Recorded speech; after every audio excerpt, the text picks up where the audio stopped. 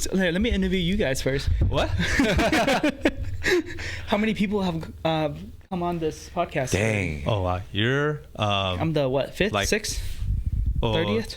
You're probably like six Yeah, or something six or like that. seven. Okay. The most important for last. You would have been Hell yeah. you would have been number one, but Nah. you're too busy. No, dude. bro. Number one is the least important. So I definitely didn't want to come in. That was First your the wife. worst. That was your wife. That's right. Oh shit! Hey, cut that out.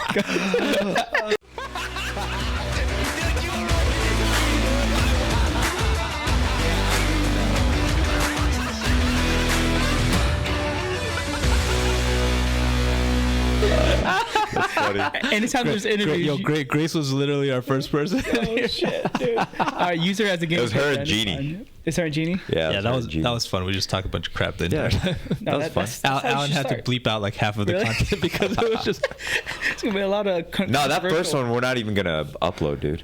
Yeah, there were no clips where you could get anything. Well, else. Jeannie wasn't on a mic. That's the problem too. Yeah. Oh, so Yeah. it was like background noise. Yeah, Grace was sitting in that chair. Oh, okay. And then Jeannie was back I think here. I saw a clip of it on Instagram. Yeah, you might have.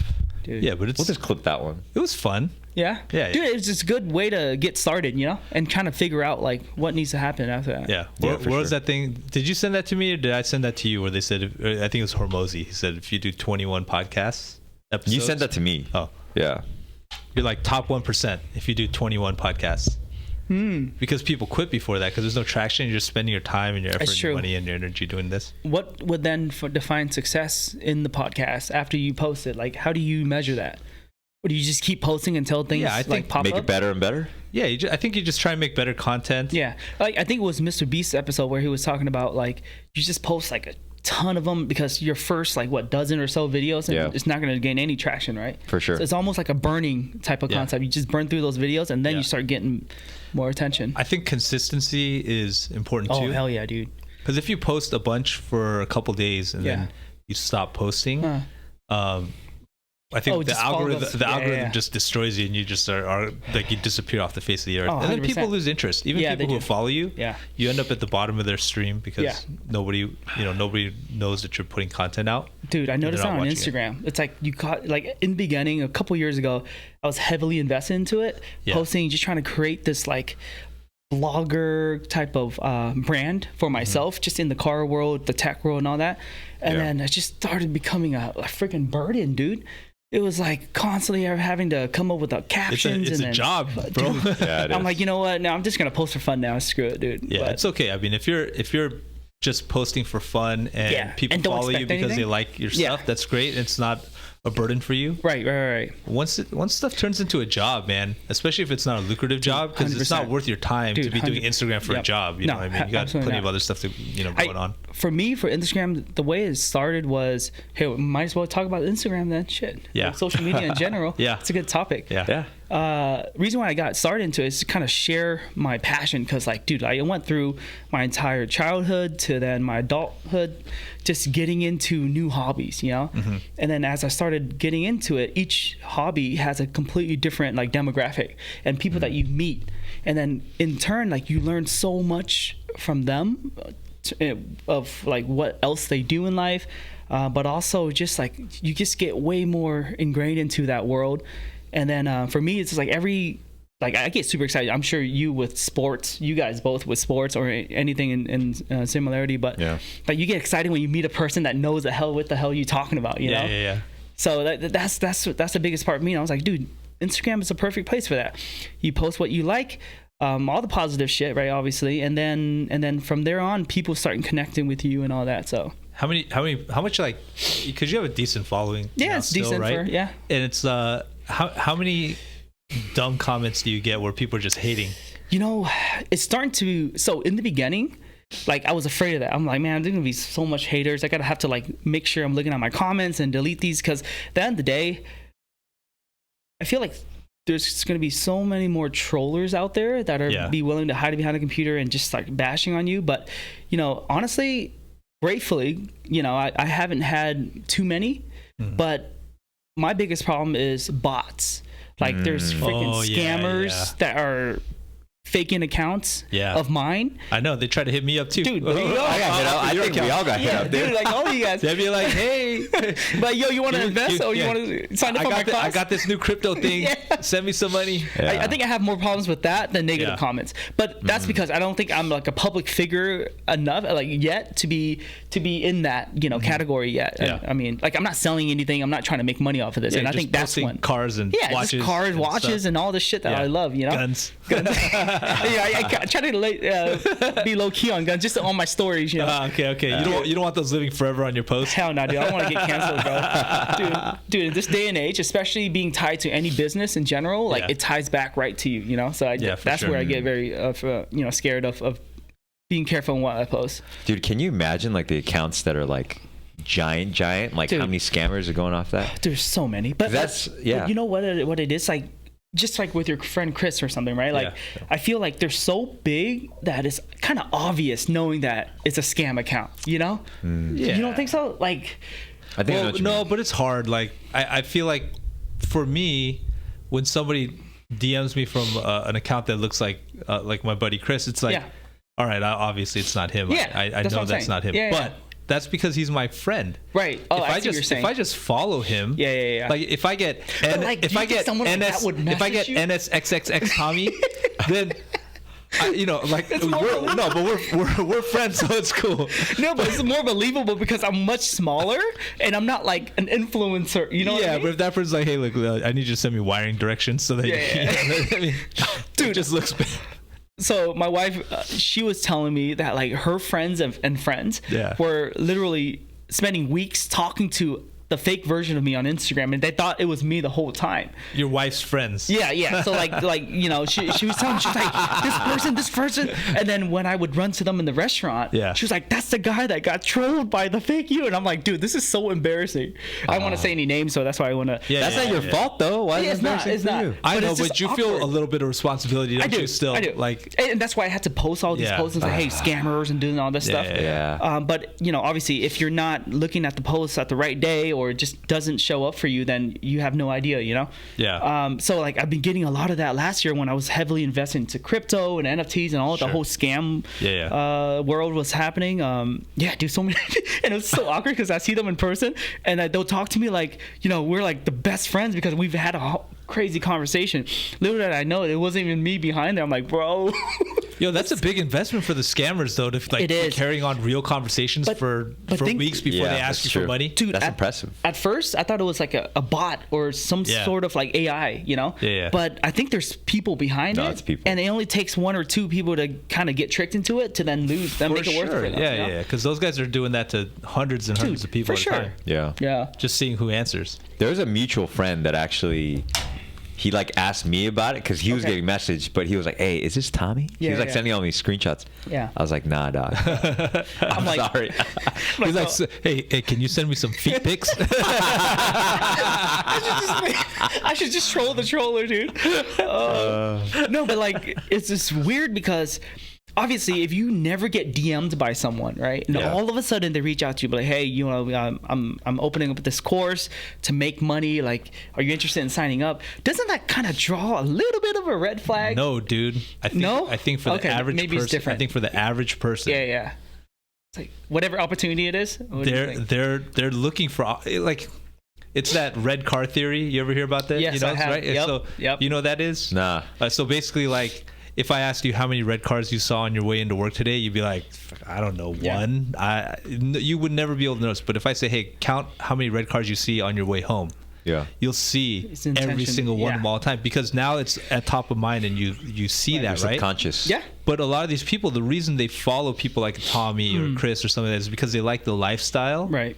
And they're not there yet, right? And they want to know how they can get there and eke every little bit of like information out of the post that they can.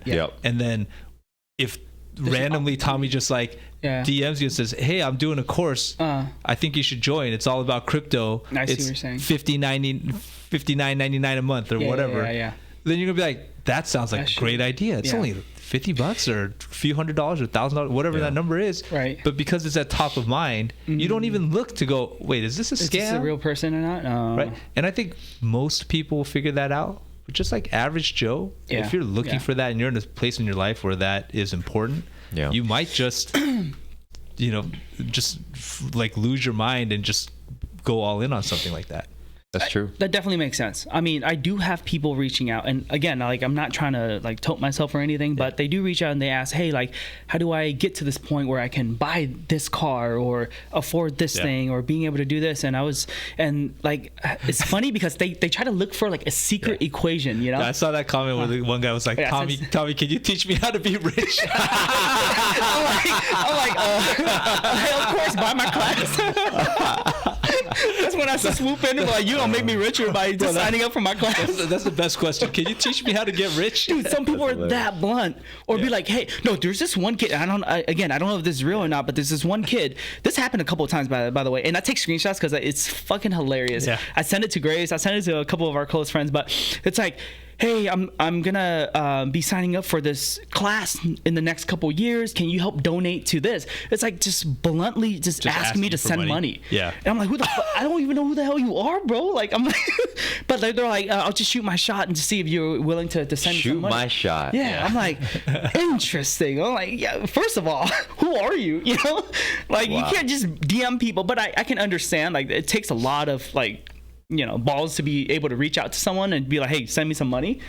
But at the same time, it's like, hey, you never know, shit. I've seen some of those celebrity videos where, they'll see them at like one of their games, like an athlete or something, and then, or a rapper or whatever, and then like a fan would just ask him to, I think it was, who the hell was it that like asked him to like help him pay for his tuition as well, and he actually paid for it.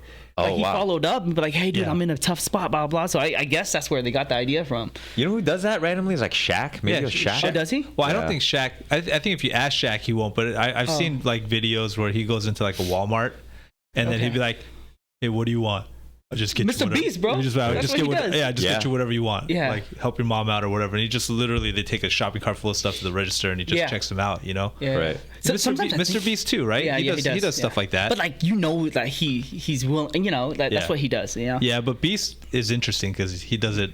I mean, he just uses all his money on stuff like that. Yeah. Which is amazing. You give away, but you get more. It's just like, it's crazy, dude. I love the concept. It's a weird philanthropy. It's a crazy business model, honestly. The more I give away, the more I make. Yeah, exactly. Literally, that would be my dream. Is to be able to do something like that, Yeah. Being able to turn content and monetize off of that, but at the same time help people. It's like, what the fuck? And then come up with the most creative and insane ways to do it. Yeah. You should start one of those channels where you just walk up to people and be like, ask them a dumb question for $100. Like, what's 5 They plus? do that shit. What's 5 plus 5? Dude, here's $100. People do that. Yep. Or you see the guy. Do you know Dawes? You ever see that guy on YouTube? Is that the guy that asks what you do for a living? No. This guy. His name's Daniel Mack. Yeah. Oh, that's Daniel Mack. Yeah, is the car guy. Yeah. No, this guy's name is Big Dawes, and he does all the stuff where he just gives away money to people. Oh, really? He walking around like with an iPhone, like in a box. Like, hey, you want the new iPhone 15? And people are like, no. Is this a skinny white guy? No, he's a big dude. Oh, okay. But he'd be like, here, I've got a new iPad for you. You want it? And they're like, legit. Yeah, and they're just like, they're looking at him like, whoa, why are you trying to give me stuff? And they like run away. Oh, yeah. You know what I'm like? And there'll be that one person that will take it and then, yeah. He had one where he had like a stack of like 1,000 ones or something.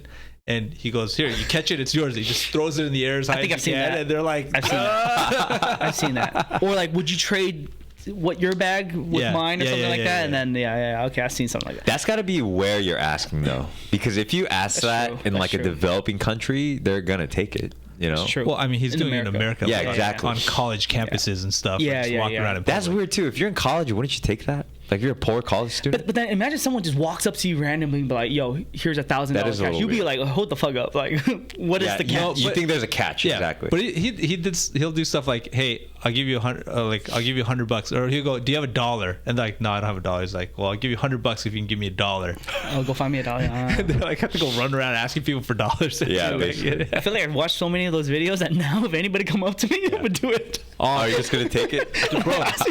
The worst ones are the homeless people ones. Yes, I'm like, why do you do that? It's effing with them, dude. It's just like, No, I mean, no, but you're publicizing your own generosity over that. Like, it's different if you're just hitting up like random college students and like, hey, do this and I'll give you money. Like it's a fun thing. But like when you run into the homeless people and you're like trying to make a spectacle out of them and you're like taking pictures with them, it's like, that's bullcrap. That is my biggest pet peeve. And I've seen that so many times on Instagram. It's like you give a homeless guy $1, but you got to be like, hold up. Let me film this, giving it to you. I'm like, dude, what? Come on, man. Like you're literally trying to gain something different from this. This is not genuine, I don't. But then again, if you, so Mr. Beast just came out with a new video that he got a bunch of backlash on. I was just listening to it last night, and it was because he went to Africa or Kenya or something. Yeah. And the wells. Yeah, the wells. Yeah, the wells. That's stupid too. Yeah, I mean, ridiculous. But you know what I mean? Like he went to like a third world country. And did all that. Yeah. But filmed it and made money off of it. So I don't know. Is that the same thing? I mean, because they're in need, right? No, but that's the same like kind of theory as the dumb people who are like, Bill Gates is a terrible person because he makes all this money, he doesn't share with anybody, and he donates like, he probably has donated $100 billion throughout his lifetime, and it's it's like, wait a second, he's donated $100 billion. Yeah. Why does it matter how much money he has left? Right. Yeah. What has your ass done other than complain about this guy giving money to people? Yeah. Because he didn't give away enough money to people. Right.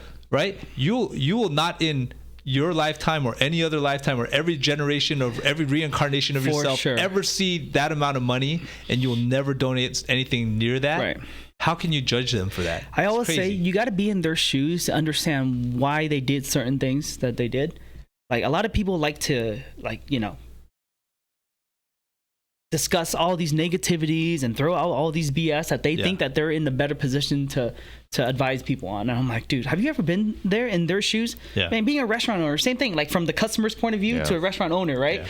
Walking into our restaurant and be like, you should have done this, and this. I'm like, bro, like, dude, we built this from day one. We know what we're doing. Yeah. I don't know. Owning restaurants is a big one because we got a ton of friends that own restaurants, right? Yeah. Eugenia's worked at one, so... For sure. It really changes perspective. It does. Yeah, for sure. I heard something the other day on a podcast. I just listen all my free time, literally driving or at home, taking a shit. Bro, it's on.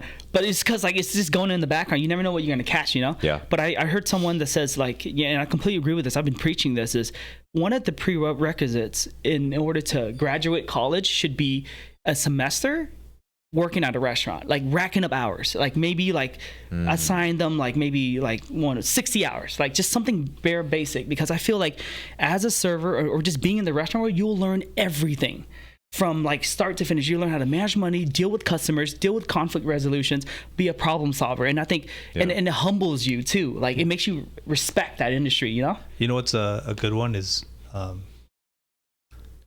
when you're in the restaurant industry, especially as a server, doesn't have to be as a server, but the restaurant industry as a server especially, it makes you learn how to anticipate people's needs. Yeah. Without the plan. So you have to take visual cues, verbal cues, all of that, and process it and go, what does this person want right now? Yeah. And so the good servers, the really good servers, are excellent at anticipating people's needs. Yeah, they can read people. Yeah. They'll look at you and go, oh yeah, Tommy, he doesn't want to be bothered. Yep. So all I'm doing is taking his order, bringing his food. I'm gonna check up once. I'm bringing him his check right away because he wants to get the hell out of here, and then we're done, right? And some people just want somebody to talk to. Yeah. You sweet talk them a little bit while 100%. You're taking their order. You ask them about their day and stuff like that. They're more than happy to talk to you about it. Yeah. But you got to be able to, if you can do that, that's you get the fat tips. No, 100%. Yeah, that's true. Dude, it's funny. Our general manager, Naomi, I use her as a prime example because she's so good at that. She's so good, and you guys both know her, but she's so good at reading customers to know when to sit down and take their order next to them, being a friendly person, to then just being very professional and going through it. And dude, it's over time you start noticing, I think just throwing little cues out there, and then if they respond a certain way, that's when you then move forward, Yeah. So no, it's great, dude. I think the restaurant literally is something that's so important because it teaches you everything. The patience, dude, it's ridiculous. So patience and dealing with people. Yeah, for sure. Dude, dealing with people and being able to bite your tongue 90% of the time. I heard something. So we went to this new restaurant called Steak 48. Oh, dude, I wanted to go there. It's off Del Mar Heights Road. Yeah. It's and it's good. You know, they did an amazing build out and all that stuff. And but we're talking about. I was with some a real estate broker and some other people, and we're like, you know, is this too far for the price point and stuff? Is it too far away from like downtown Del Mar in order to be successful? Because it's pretty expensive, you know. Is it? Okay. Like it's a higher end steakhouse. Yeah. I mean, it's right down the plaza from us. Right. Dude. Oh yeah, exactly. It's right there. Yeah. But they were telling us like, yeah, you know, when you're in downtown Del Mar, especially, he goes, a lot of those customers, like the way they treat the servers, like you're the help. That's how they treat you, right? They don't treat you with respect, like you're the help. I see. I think that's messed up, man. That's sad. Yeah. That's pretty messed up. When we opened Cross Street in Del Mar, in the same plaza, right? Like in the high scale neighborhood. Yeah. That was the first thing that we were afraid of, is like, will the customers up here, you know, treat our establishment like with the respect, and just because it's an exchange, right? Like people come to pay for a meal, and in return we give them the meal and the service. There's nothing more than that. No one's above you, no one's below you, or anything like that. But obviously you get like 60% of customers out there that think that, you know, they're there and no one else is around them and that you should attend to them to the highest, you know. And so we were thinking about that neighborhood. Will it, you know, give us a lot of problems, especially we're a fried chicken joint. Like we're not like a steakhouse or a sushi restaurant or something, anything premium. But in reality, dude, we haven't gotten that many people that are like that, and everybody's so kind, so nice. But yeah, it's just crazy. That's awesome. Yeah, thank God, dude. Like I was afraid of that. I'm like, damn, is it gonna are my servers gonna be freaking stressing out every night or anything? But no, people are so great there. Do you think it's because of the type of food, like exactly what you just said? Like if you had opened a really nice steakhouse instead there. I can see that. You think because their expectations are different? Yeah, and I mean, maybe at the end of the day, whatever you pay for, you expect something more, right? Like, you know, at the amount of money you pay for something, you expect way more. So maybe that's the case. But again, it's still like the area, because in Convoy, dude, it's amazing. I mean, Convoy, we get like 10% of people who are just crazy, and then the rest are just amazing. Yeah, so. I think it's also why you go there. I think when you go to Convoy, you're just out there to have fun, and have a good meal and stuff like that. Sure. And when you go to a higher end restaurant, sometimes you're expecting certain stuff. Yeah. I don't care though. I don't care where you're at. I still feel like you should just treat everybody with respect. When you guys go out to the restaurant, what do you guys expect from the restaurant? Do you go there specifically to obviously eat the food, but like be with whoever you're with, or do you expect, like, you know, the restaurant to attend to you and talk to you, and like what do you expect out of that experience, or does it depend on where you go? This is any restaurant, or are you talking just about in general? Like when you guys want to go out to eat, right? Instead of cooking at home, like what kind of experience are you seeking for? Look, you know? I think it's very restaurant dependent, right? Yeah. Okay. And so, so give me an example. If I'm going to FUD doing my right. Yep. All I want is for them to stick their thumb in my pho. The authentic experience, and like yell at you. Don't upsell me anything I don't want, and have my pho out in 35 seconds. Like I'll be completing my order. I'll be like, pho Thai no. Here you go. I got you. You know, like but that's all I expect. I don't want them to be like, so how's your day? Yeah. What do you know? What's going on? Do you like on? it when people, like servers, ask you, like, no matter where you go, it's like you have a conversation with you? It depends, you know. It really depends. Like sometimes I'm in the mood and sometimes I'm not. But for the most part, I would say, especially if you're in a any sort of sit down restaurant, whether it's, you know, even like Cross Street or all the way like up a full to service type all the way up to a steakhouse. I don't think the place for the server is to interject too often. Right? Okay. You know, if they're coming and how are you guys doing? How's your night going? Everything good? All right, awesome. Yeah, okay, this is what we have going on. Right. And then as the biggest thing I think is cadence, like of the cadence of the meal. Like if they're on their timing and they're on top of how often they touch you, how often they refill your waters or your other beverages, make sure that you're never on empty. Stuff like that. And if the timing is good and you just feel like, okay, everything keeps moving, right? Everything keeps moving, and every time I'm about to need something, they're already there, ready to get my stuff. And then my biggest pet peeve is when you can't get a check for like an hour. Yeah.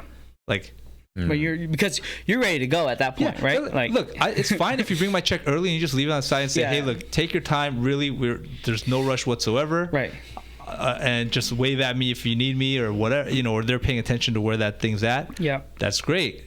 When they just like, they're not even trying to upsell you dessert. They're just not coming. And I'm like, well, I can't sit here for an hour and I'm like looking around. I don't want to be the guy going, hey. I think that's the biggest part is the fact that like you're all ready to go. Yeah. And you're still held up because you have to pay. Like I think that's the biggest part. Well, and from a restaurant owner perspective though, that's a table you got to turn. You got to turn, yeah. I think so. There's two things. When we set up our first restaurant here, we were trying to figure out all these different models to go by. And I always look at myself as a consumer first and say, like, what do I appreciate when I go out to the restaurant? Because, dude, like, to be honest, I tell everybody this, dude, in the last 9 years, we've been eating out every single damn day, bro.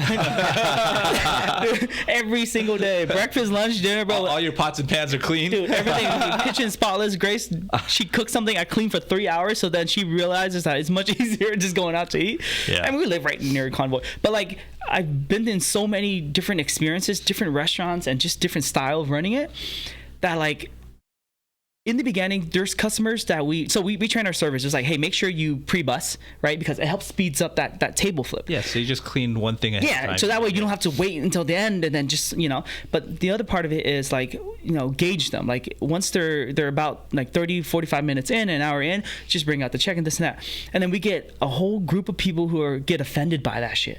Because they're like, oh, you're rushing me. Yeah. Yeah. And again, we say the exact same thing that you were talking about. It's like, hey, no rush, you guys. And you flip it over, right? Yeah. No rush, just whenever you guys are ready. And then we'd get backlash on them. Like, man, like we'll get negative reviews because they felt like, we were trying to push people out. And especially it doesn't help when you have a line and, it looks like you're trying to just turn tables. Yeah. And then we get the other ones where like the servers just want to make, like they're having a conversation. So they don't want to like keep bothering them. Everything's good. So then we get those too. So it's like, it's so hard to balance like how do you read this person to this person? Yeah. So then at the end of the day, I don't know what the exact model is and how to be successful in that yet, but I got an idea. Go eat at Din Tai Fung more. Right? Because because not because it's a great restaurant. Like I think the food is good. It's good. It's very very consistent. Like you never have a bad meal, right? It's always the same. Dude, they got 200 employees though. That's no. I understand. But like when I go there, I feel rushed, but not really rushed. Oh, do you? All the time. Like they get you in and out of there. If you eat like a normal sized meal, you're in and out of there in like 35 minutes. Yeah. There's no lingering. Like there's other restaurants where I'll go and eat and spend a couple $100 and it's like a 3-hour dinner. It just turns into that. But you go to Din Tai Fung, they're like, okay, what do you want? Right? And their service is very nice. Yeah. And then the first thing comes out in like 3 or 4 minutes. Right. And then the next thing comes out 3 or 4 minutes. Is that what it is then? Is it the speed at which the food comes out? So that's part of it. 100%. Right. Yeah. But like wings take longer to eat than say dumplings, right? Because they're a little bit messy. They got a lot of stuff going on. You got to wash your hands and stuff. Right. But like the dumplings, like 10 of those dumplings, you can eat those as a group. Yeah. In a minute. Really, you just eat 2 each. You're gone. You're like, oh. So they just keep bringing you out stuff in order, right? They know what order you want to eat it in. They know how fast you're going to eat it, and the stuff is ready pretty quick. But then they're just like, and then they just drop your check and you're done. You're out of there. No, 100%. I do notice that when I went there. I'm just trying to replay that moment when I was there just most recently, and it's the fact that like they have like a lot of eyes on gauging like the minute someone needs something, they're there to take care of it. And because of that, people then are able to move quicker through their meals, So that's great. That also has like, when you go to like steakhouses, they work in teams a lot. Yeah. So they have 3 people doing like just surrounding an area. And I think the higher end restaurants will be like 3 people for like 3 tables. Yeah. Right. You're literally 100%. One person per table. So much service going on. Yeah, specific tasks too. Yeah. Like there's people different. Yeah. Right. And so they got people pre-bussing stuff. They got people. You got people who are bringing you new knives and taking away old knives and doing all that stuff. Yeah. But it's but even at like your restaurant, what if? I know labor's expensive, but like if you had hired like say one more person who's like the field guy, right? Who's the general who notices and sees everything, and then reports to the team like to stay on top of how they can stay on top of their stuff better. I wonder how that would affect business on the busy nights, you know, on the really busy nights. So that's like actually exactly what we do with our general managers and our store managers. So on busy nights, and even like our dinner rushes, we'll have a lead or a manager be a floater. So they'll float around the restaurant and just kind of overlooking, because when you're in a position and you're a server, you only look at what tables that you're taking care of. Yeah. But when you're a general person, which is called, you know, this is why we have a general manager doing it. It's like they attend to everything, and they can actually spend a little bit more time for specific tables, do table touches.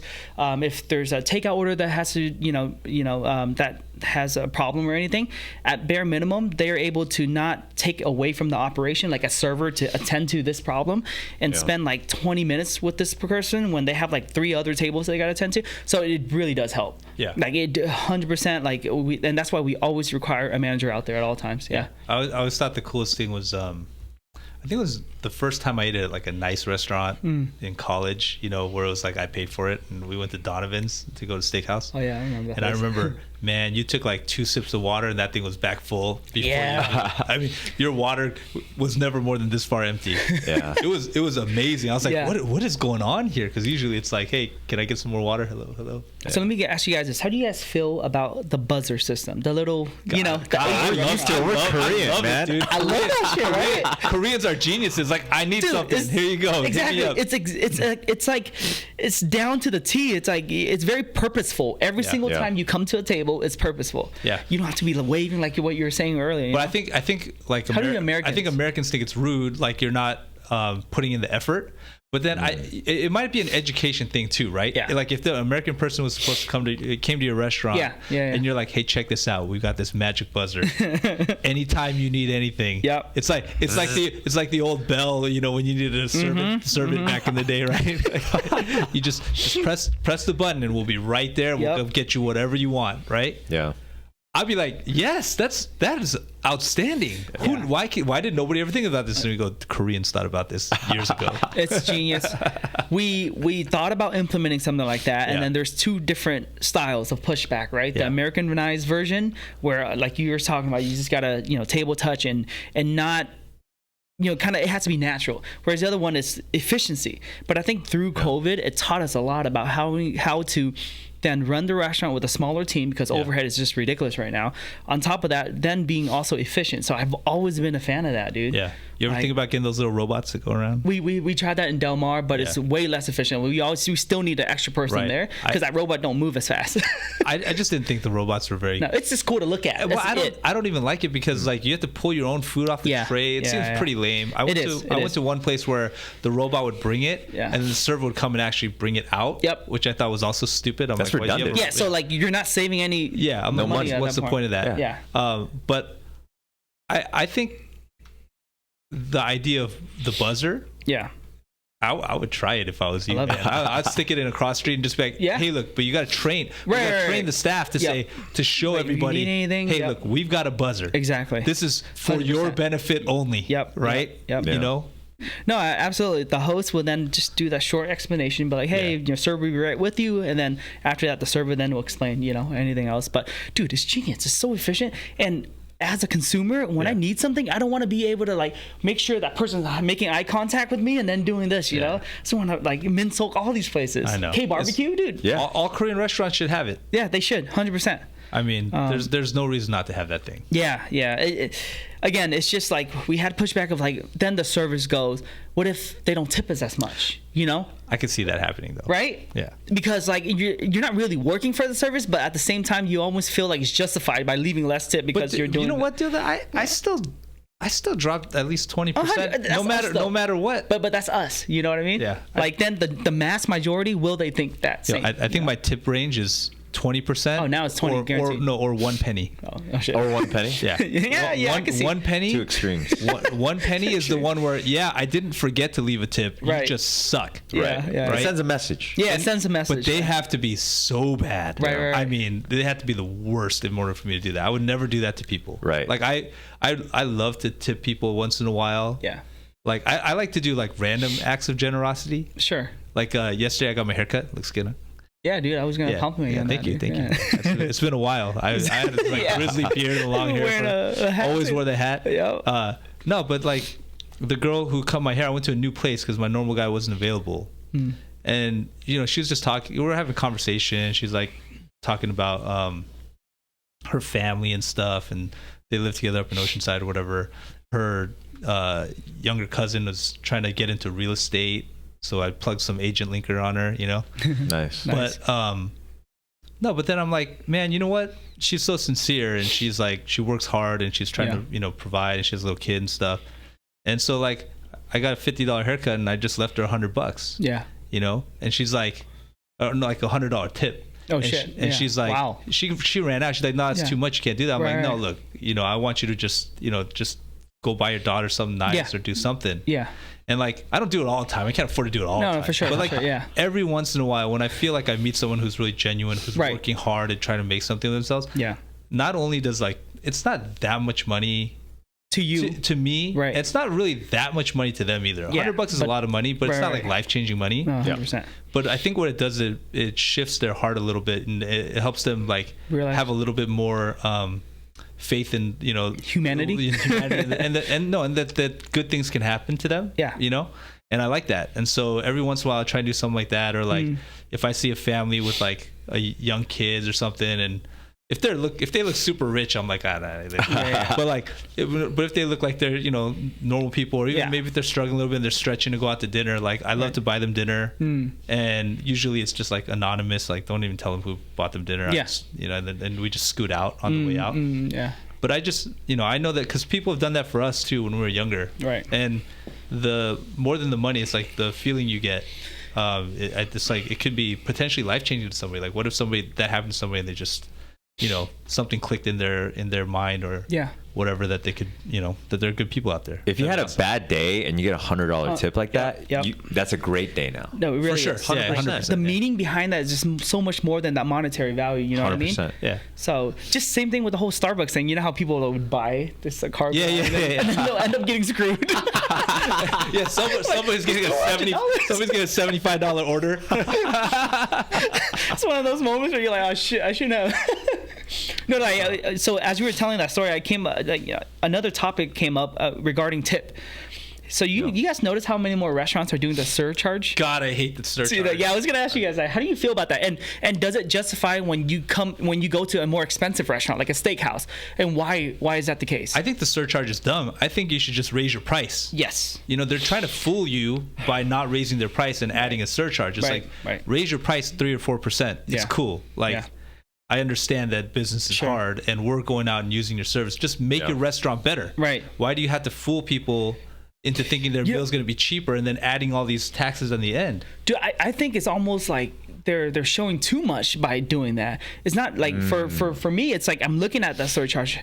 I see that you're singling that out, and you're showing me that this is how much you want to charge me on top. As a restaurant owner, I figure it will be even better if you embed it into the price, you know, because in general, it's just embedded, right? Like you don't just section this category out and be like, oh, look, I'm charging you 3% more. Yeah. You know, you're like, this is our food cost, so we're going to charge you. Exactly. Like there's no justification behind that. Like they'll just assume that, oh yeah, you know, overhead's higher, food cost is higher. Yeah. But like, I just don't understand. I've been seeing that a lot more now. I'm like, shit. I think there's just a mentality from a lot of restaurant owners that if they raise the price, people stop coming. Yeah.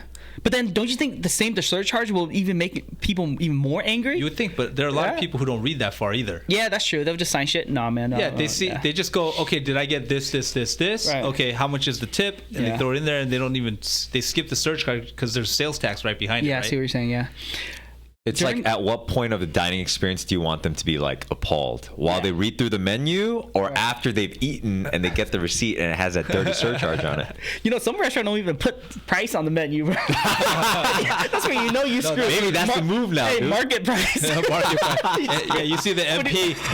You're like, I don't know if we can afford that. True. I'm about to do that to my freaking chicken restaurant. Market price. You remember though, for a while, like chicken wings, you almost you almost had to do that, right? Because the price was fluctuating like literally 30-40%. Dude, it was like doubled at one point. Yeah. Dude, COVID taught us, it literally made businesses who understood how to pivot and adapt to problems even stronger. And shit like that went down, dude. Like there was a blizzard in Texas, I remember once, and one of our biggest vendors was like, hey, all the chicken freaking froze to death. I'm like, what do you mean? And they're like, yeah, because it's such a high demand item, like we don't have we don't have stock. So then what we do is we get fresh deliveries every single day, and because of that, like we can't hold, you know, like an inventory. We can't just freeze it, which we should have. At that point, I'm like, it's either we could have resold those cases for exactly, dude. It's like you either sell out or you just gotta justify it by saying, hey, for this amount of time, we're just gonna have frozen wings or whatever it is. Yeah. But it was crazy, dude. And then they're basically was offering it to the highest bidder. It's like which restaurant is willing to pay this premium on it, they'll get the priority. You should have pivoted to Cross Street Burgers or something. Right? At that point, I should have, dude. But, but no, it's just, the whole supply, everything was just insane, man. But you know, just kind of going back to the surcharge, I noticed a lot more of that during COVID, and I felt like things have mellowed out since then, right? Like I don't know, COVID is, you know, like it's still a thing, but it's not in terms of our supply chain. So then people are taking advantage of that. I feel like they're trying to get that normal type of situation that was justifiable back then, and then trying to carry it on for long term. Are we the only country that like where tipping culture is like central to society? I think so. 100%. You know what? Our first trip to Japan, they ran after us and gave us back our tip. They're like, you know? It's almost insulting if you give them a tip. Yeah. Like Korean culture, which is, it's funny because Koreans, we came up with I don't know if we came up with it, but it's like the button thing, and yet we don't give them tip. Like it's just in Korea you don't. There's no tip in Korea, dude. No tip. No tip. And that's the thing. Exactly what Kevin said. I know, it's crazy. Wait, why were you giving tips? Yeah, you're a Korean chicken restaurant, dude. God damn it. Got ripped off. Yeah, it's apparently offensive because it's people doing their jobs. Yeah. Like this is my responsibility. That's the thing. You're not paying me extra for it. This is just what I do. Yeah. Right. So that's it's a culture thing. Yeah. But I was throwing out the example. My first time in Japan, right? We didn't tip the right after us. Yeah. The second and third time, they're more than happy to take it. And I think it's because American influences, the Western culture, is starting to spread out. Yeah. Because like the tourism and all that stuff is starting to bring like the influences. Right. So as a server, of course, you're never gonna say no to more money. Yeah. You know. So then I think they're starting to understand that. Like, hell yeah, I'll take it. I think it's like 7 or 8 years ago when it was a couple of trips back to Korea. Koreans are famous for delivery service. You know? Oh hell yeah! Like in Korea, so you live in a high rise. You know, back in the day, people were riding their bicycles or their scooters around with the big like hot boxes in the back and stuff. Still around. You know what? They give you like actual like glass bowls, and then what happens? You eat, and then they come pick it back up. You put it outside your door. Yeah, you put it like Vietnam too. Yeah, you put it outside your door. You put it outside your door, and then they come and pick it back up, right? Oh shit, yeah. And like one time, I was like, man, this guy, I feel so bad. I like tried to give him some extra money. He's like, "What the hell are you doing?" Get offended. Oh, he was like upset. I was like, he's like, "What is this?" And I'm like, was he also older?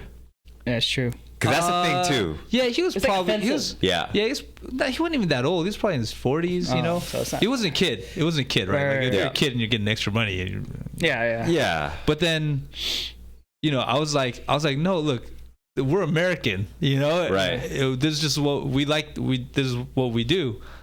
And eventually he took it, but it was like pulling teeth. Like, here, fight him, huh? Just take the extra, bro. I'm just trying to help you out. Okay, is it that bad? Like, it's not a pride issue. I'm just trying to help you out. Yeah. No, I can see why people, you know, react differently to that, especially when it's not a normal thing. Yeah. But at the end of the day, I think our society's changing, our world's changing, and people are starting to see that, like, for sure. It's why not take more money? Shit, things are getting more expensive. I need it. My cousin was just visiting from Korea, and he was so confused about the tipping. Like he's like, we're paying people extra to do their job. Well, he left on Monday, but even till the last day, he was like, dude, I don't know when to tip, how much to tip. And that's true though. Like, depending on different situations, you don't always give 20%. It's not a flat rule. Wait, how much do you tip a valet? Yeah, see, that's a good question. You are screwed now. You know? So I typically never valet. Number one is because I don't want anybody touching my car. That's true. You're so OCD about that stuff. Especially if it's a nice enough car for me to valet. I wouldn't valet. But typically I would say $5 like normal. Okay, yeah. Like, you know, I feel like that's a go-to Yeah, number. but I mean, if you roll up in a McLaren or in a Ferrari, There's expectations there, dude. there's expectations, 100%.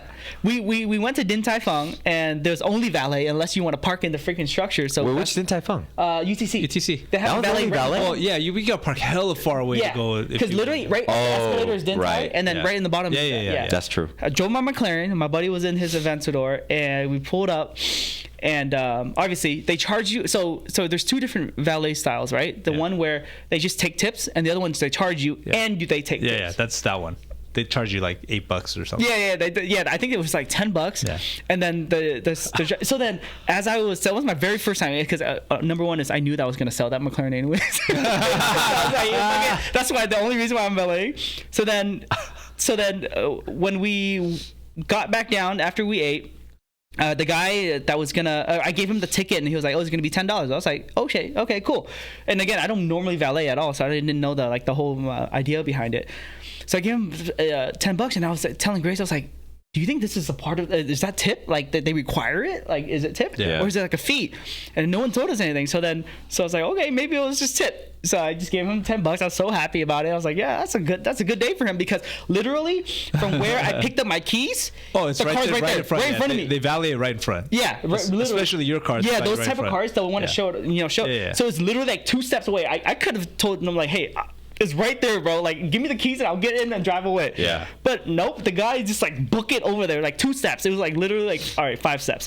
And he got in the car, he turned it on, and he pulled it right in front of me. Damn. And I was like, okay, cool, $10, that's cool. You know, I justify it. And then after we both got in, the guy was standing at the door or at Grace's side. Just waiting. Just waiting. I'm like, what's happening? I was like, does he expect more? And then I just started driving. and then Grace was like, I think he just said no tip. And I was like, oh shit, my exhaust is too loud. I can't hear this. And then I was pulling out, and then I called my buddy in the Lamborghini, and I was like, did you tip them? Because I think they expect a tip on top of the $10. And he was like, you know what I said? I said, this is how you stay rich. So he just took off too. I felt bad, dude. Like, because at the end of the day, I know it's service, and at the same time, you shouldn't feel bad. You know what I mean? Because like it's almost like a requirement when they make you feel like shit. So the tip used to be a tip. Right. You're getting, if for excellent service above and beyond what you would normally do. Yeah. Now it's expected, even if you Now suck. it's a requirement. That's what I'm saying. Or else they'll just like hate you. And that's my biggest thing about our servers is like, I never want them to, the minute they start busting a table, look at the receipt right away and look at the tip. Yeah, don't worry about that. Don't worry about that shit. If you know you did a good job, and hopefully that customer will reciprocate, and but at the end of the day, like, do not base your service on, because those customers will come back. That's right. And what they'll do is they'll hold a grudge. Yeah. You know what I mean? That's true. No, look, you as a server, I think you just do the best that you can. 100%. Right? You do the best that you can every single time. Don't worry about the money. Like, don't count those tips until your night is up. Yep. Right? Like, Yep. you just get it and do what you're supposed to do. And I think that's the case with most jobs. You just do your damn job. Do it the best you can. Not because someone's going to pay you more for it, but because it's the right thing to do. Yeah. Right? Yeah. Like, as a server, are you there to collect a 1000%. paycheck, or are you there to help people enjoy their meal to the best of their capabilities? Right? That's true. It's so easy for us to talk about it. Yeah. But it's so hard Bro, to I did it teach too, it to people. Yeah. And sometimes I just question myself. I'm like, maybe because of the different where you are at in life, you see things differently, and it's not even just a tip culture. It's like everything in general. Like, our world is so divided right now. I'm sure you've seen that. It's like sometimes I don't understand why that person is thinking this logic when it's like so clear as night and day for me. It's like common sense, but it's not, Yeah, No, for sure. that's a hard thing to do, is to try and understand what other people are thinking, right? And what they're going through and why they do certain things.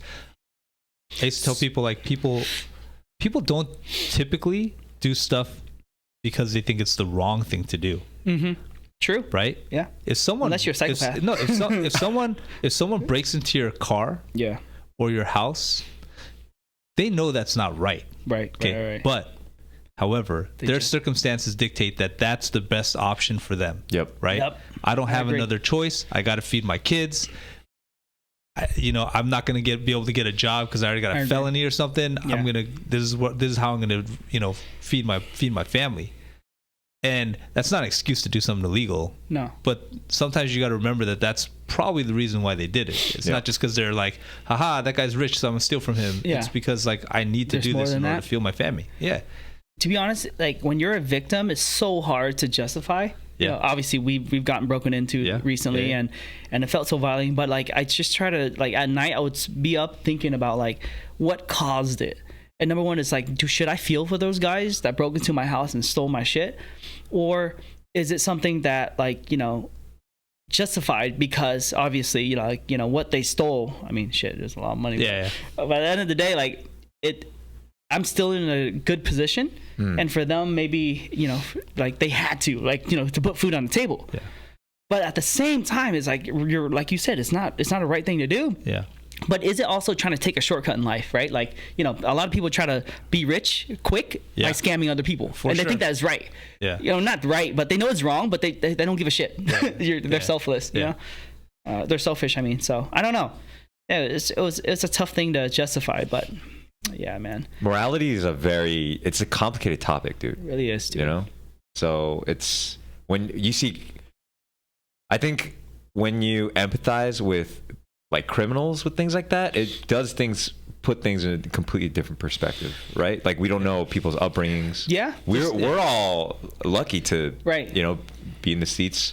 Yeah. We probably all had good parents and good upbringing. So, but that's the thing. Like, a lot of the guys who are in these, like, crime rings and stuff, they grew up in gangs. Yeah. Yeah. Because that's where they grew up. That's what. Yeah. Right. Yeah. You know, that was like their perceived only option. Right. Yeah. Right. And so that's what they end up doing. Yeah. Now, and some of them will break out of that and become legitimate citizens, you know, like good citizens of the world and make an impact. But the majority of those guys don't have the opportunity, and it's more because they just don't even know. Right. It's just what you're supposed to do. Yeah.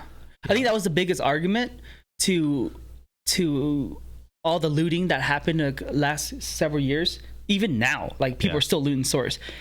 And I was watching the news, and, you know, obviously the mainstream media, whatever you watch, they'll twist it. But there was people out there that's saying, like, it's justified because, you know, they grew up with nothing. They don't know any better. Yeah. You know, but at the same time, they do know that it's illegal to do that. Yeah.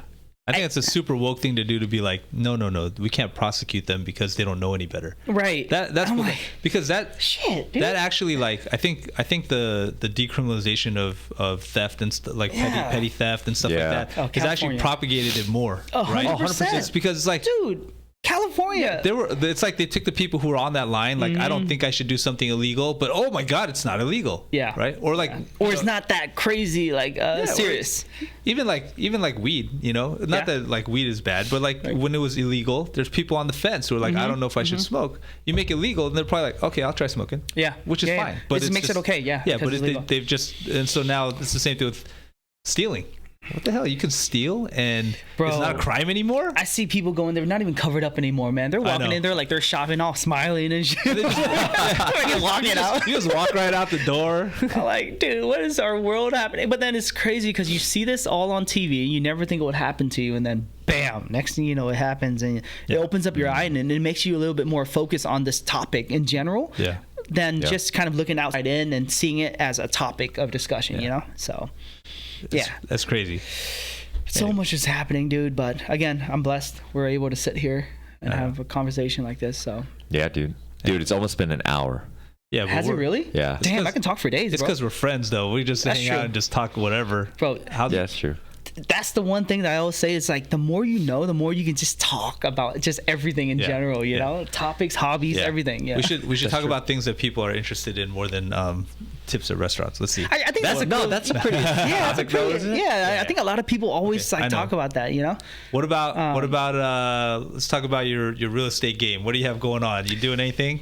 Real estate. So obviously my wife is in real estate. Yeah. She works right next door to you guys. Yeah. And she constantly wants us to heavily invest in real estate, and I don't blame her. Real estate is the best area I see it as two different things. Obviously, asset protection, but number two is to maximize your deductions, right, into your income. So for us, we have two properties, one in rental and one that we live in. And for me, in the past several years that I've started to make a lot more money than I did, when I was on W-2, I started realizing that, okay, like, what are my options and how do I make money the quickest way? Real estate, to me, almost feels like a 401k. Yeah. To then kind of like generational shit that I can just, be and just invest into it and be safe with. Sure. But I realized that with the opportunity cost of me putting all my cash into different investments, crypto, stock market, a bunch of these VC deals that I'm in, I make 10 times more money quicker. And then that way, after that, maybe when we have a family, I feel like that's like my justification for real estate. It's like, once we settle down, and I don't want to be actively out there, investing into these companies, stressing out about this and making this money, and then the next day losing $100,000, just doing all this. Then I'll be like, all right, I'll just start using all my cash to buy real estate. That's how I view it. It's different. It's crazy, but I'll agree with you in the sense that if you want to make cash quick, real estate's not it. No. And if you don't have cash, real estate's not it. Yeah. So like. That's in Southern California. If you're in like Oklahoma and you're going to buy a $40,000 house, whatever, like, you can cash flow that house a few $100s a month or something and buy a few of those things, right? Not a big capital outlay. You can just make it happen. If you're in California, though, people are like, oh, how do I build passive wealth, right? It's like, there's no such thing, bro. You gotta make all this money and then use that money to make less money, potentially, right? Because it's safer, though. Like, there's always a direct correlation in money. Like, you hard can't asset. But the direct correlation with money is that high yield investments are inherently more risky than low yield investments. 100%. So. The cool thing about real estate is that you have the tax benefits that go along with it. So it's not just about how much money you make, but how much money you don't pay in taxes, right? So if you do like cost segregation, you can advance some depreciation. So if you accelerate some depreciation, so like if you have a big income year, you can offset some of that stuff. You get tax breaks on, like, sometimes on your loans. If it's an investment property, you get a bunch of different tax breaks there too. And so that's where the opportunity is. And what I like to tell people as they get up, and like a good goal to have is, like, for you, right? You have a lot of stuff spitting out cash, and there's some opportunity costs to make more money. Right. But like, what's the goal? Are you trying to make $1 billion? Are you making, whatever? It's endless, bro. Yeah. But if it's it's endless, right? Right.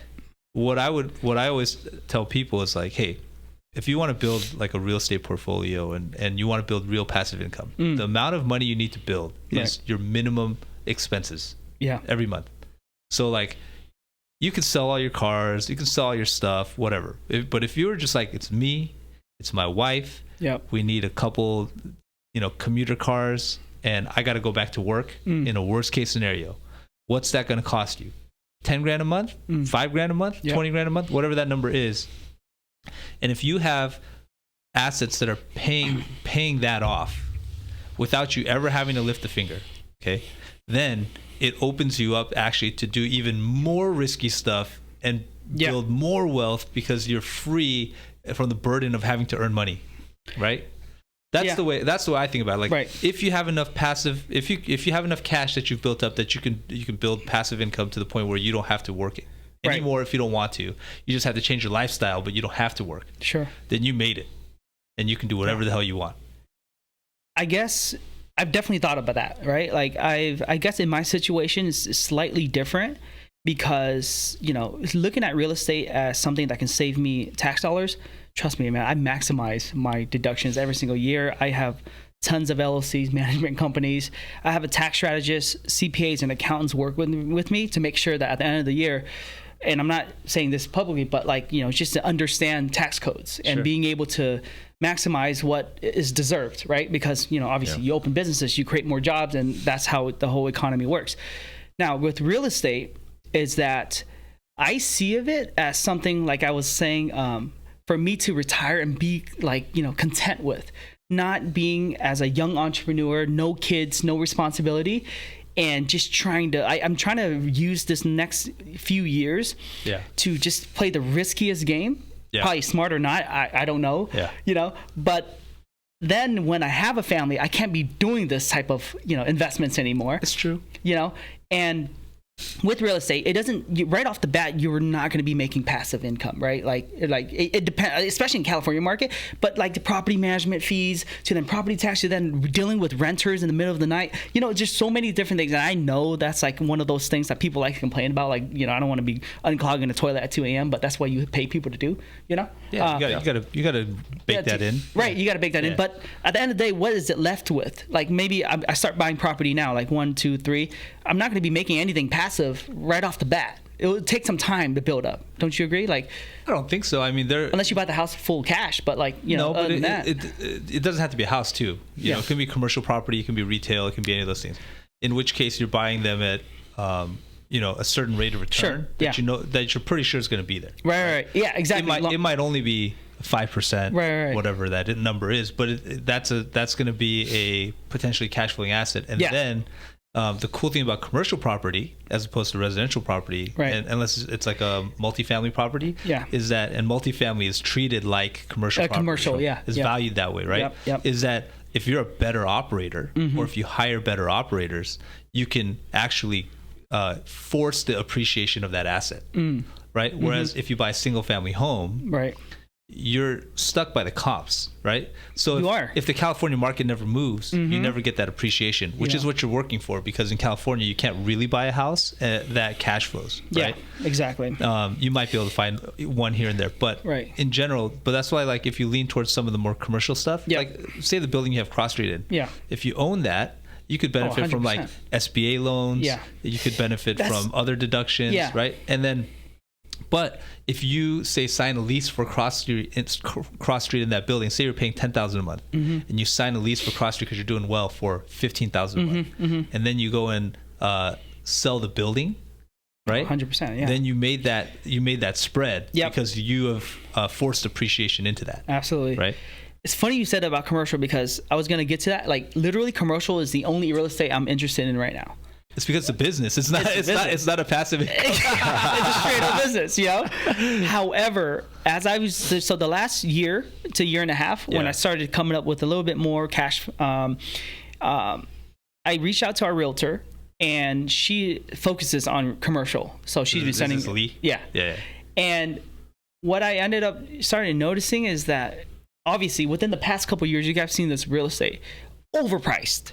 It is insane for you to justify buying a building, any commercial building right now, for a price that you can then say this is going to appreciate X amount of time and this is a good purchase. I treat every transaction, whether it's long term or short term, as a business transaction. It got to make sense. So I want to buy I want to get into commercial, but I feel like the market has to hurt a lot more for me to justify going in. Otherwise, it's like I'm buying at the peak and being a heavy investor in the market and just, in general. I feel like that's real estate all the time. You always feel like you always feel like you're buying at the peak and you're not getting a good deal. But like, dude, right now, these freaking insane, commercial property managers, they want like insane amount for it because they know that there's developers and, investors out there are willing to do it, especially in the plaza that we're in right now. These commercial development companies, they want to go in and they actually want to buy up these commercial properties and turn them to residential because they know that that's going to be the bigger future, in especially a very expensive city we're in. It's funny. I just had a conversation with my buddy Julius about this. The weird thing with Convoy is that all these plazas have restaurants. Right? Yes. Restaurants have some of the highest rents of any industry there is. Okay. And so if someone buys that plaza, they have to, as long as it's like a decent plaza and it's full, it's got a good rent roll, they have to buy that at a certain cap rate, right? And then they have to go and demolish the whole thing, build a whole new development to make like less rent than they were already making. And so, and because the size of the plazas in Convoy, they're so small, you can't really build apartment buildings there on one. So you have to roll up 3 or 4 of these things in order to build something that's big enough. But because you're paying such a premium on restaurant space, then nobody can really afford to buy them and be able to underwrite it for the, to build a multifamily structure there, because it just doesn't make sense financially to do that. if it was just industrial land, where people are paying $1 square foot instead of $4 a square foot, then it makes a lot more sense, right? You can buy it at a much cheaper rate, right? And then it pencils out. But the way it is right now, it's tough. So I don't think there's going to be any development on Convoy for a while. I've heard like specifically on Convoy. Yeah. So it's funny you said that, because Spectrum, who owns the entire freaking block over there, they're trying to roll over to and reach more of that area. So that's why our plazas, like, they constantly trying to offering. They're like every month the landlord's getting like offers by the Spectrum, because they just need that one last plaza. To then, because they've already have an empire make it big enough to build whatever they want. More and more. But those are the only those guys are able to do that, you know, because they're already in it. But like a new person coming in and trying to do, hell no, I'm not gonna pay $23 million for a plaza that's worth like 10 max. No. We almost bought that Ole Plaza once. Which one? Oh, the one across the street from us? Yeah. Or which one? The sushi? Yeah, the one across from you. No. Oh. I remember it was on sale. Yeah, we were trying to buy that. How much was it at that time? God, it was like... It wasn't that crazy. I remember it was like 11 or 18? I think it was 16. Oh, okay. 16. Okay. But now in retrospect, dude, I'm like, man, should have just done it. Hey, I need to use the restroom so bad, bro. Go for it, man. No, we can cut. It's already 4:10 anyway. No, we'll save more topics for next time, dude. Hey, before you go, you want to play Bean Boozled? What the hell's Bean Boozled? It's a thing we do for everybody. We do this for everybody. Look, you never played Bean Boozled before? I need a piece so bad, bro. I know. Hey, look. We got to do Bean Boozled. Look. Okay. It's a jelly bean game. Okay. So each flavor of jelly bean, or each color of jelly bean, has a good flavor and a bad flavor. Oh shit. It's like Russian roulette. Okay. So you spin the little thing, find out the color, open it up, and then we'll go read what your results are, and you pick up the jelly bean. Shoot, you're playing with me, right? I'm not the only one? No, I'm on a diet. What? Hey, I did the last one, dude. You gotta do this one, Ken. All right. So you didn't do the last one? He did it by himself last time. The one before that, I did it. Are you ready? Just spin it. What is it? What'd you Berry blue toothpaste. Oh, berry blue? Yeah, toothpaste. Or toothpaste? Or toothpaste. Okay. Damn, you got a good one. Toothpaste? Can't be that bad. All right, so kids eat toothpaste all the time. Bro, open up the top. Okay, just open up take out the top. Yep. Look for that color. And then look for that color. Okay, so it's like a blue. It's probably blue. Okay, right? Yeah, you. Shit. Dude, you don't know what's what, brother. Yo, toothpaste is your worst option. That's true. The worst one is dead fish. What'd you get? Is it berry or is it toothpaste? Bro, I got blueberry. Good for you. See? This shit's good. Hey, let me get another one. I'm kidding. That's good. May the odds be ever in your favor. Oh, thank God. Hey, I'm going to go buy a lottery ticket. The worst one, supposedly, is Old Bandage. Yeah. How the hell does that taste like? Like Old Bandage. Chris out there got Old Bandage. I don't know, but a bunch of people got Old Bandage. Yeah, apparently that's the worst one. Oh, thank God. See, this is why I asked how many people got interviewed before me. Because they all did that. They all got Bean Boozled, man. Yeah. All right, you're good. I love it, man. All right, Tommy. Thanks, man. Let's do it again. This is a pleasure. Hell yeah. Again, for sure.